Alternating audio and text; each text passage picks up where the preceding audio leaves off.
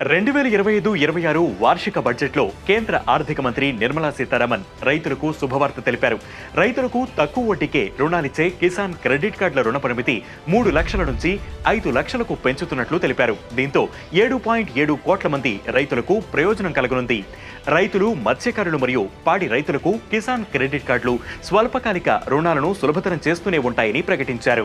దాంతోపాటు రాష్ట్ర ప్రభుత్వాల భాగస్వామ్యంతో రైతుల కోసం ప్రధానమంత్రి ధన్ ధాన్య కృషి యోజన పథకాన్ని ప్రవేశపెట్టనున్నట్లు ప్రకటించారు.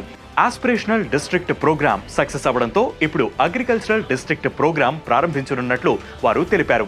తక్కువ ఉత్పాదకత ఉన్న 100 జిల్లాలే లక్ష్యంగా ఈ పథకాన్ని అమలు చేయనున్నారు. వైవిధ్యమైన పంటలను ఎంచుకోవడం, పంచాయతీ మరియు బ్లాక్ లెవెల్లో పంటలను నిల్వ ఉంచడం, స్థిరమైన వ్యవసాయ పద్ధతులు, నీటిపారుదల సౌకర్యాలను మెరుగుపరచడం, దీర్ఘకాలిక మరియు స్వల్పకాలిక రుణాలను పెంపొందించేందుకు వీలు కల్పించడం ద్వారా వ్యవసాయ ఉత్పాదకతను పెంచడం ఈ కార్యక్రమం లక్ష్యం. 1.7 కోట్ల మంది రైతులకు దీనివల్ల ప్రయోజనం చేకూరుతుందని భావిస్తున్నారు. పప్పు ధాన్యాలతో స్వయం సమృద్ధి సాధించడం లక్ష్యంగా ప్రభుత్వం 6 సంవత్సరాల మిషన్ను ప్రారంభిస్తుందని ఆర్థిక మంత్రి ప్రకటించారు.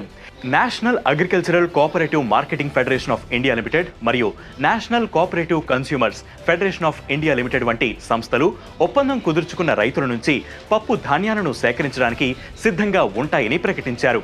ఈ చొరవ రాబోయే 4 సంవత్సరాల పాటు కొనసాగుతుంది.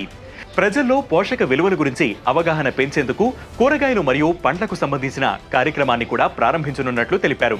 ఆరోగ్యకరమైన సమాజాన్ని నిర్మించడమే దీని లక్ష్యం. అలాగే బీహార్లో మఖానా బోర్డు ఏర్పాటును చేయనున్నట్లు ప్రకటించారు. మఖానా ఉత్పత్తి, ప్రాసెసింగ్ మరియు మార్కెటింగ్ ను మెరుగుపరచడం ద్వారా బీహార్ వ్యవసాయ ఆర్థిక వ్యవస్థను పెంచడం ఈ బోర్డు లక్ష్యం.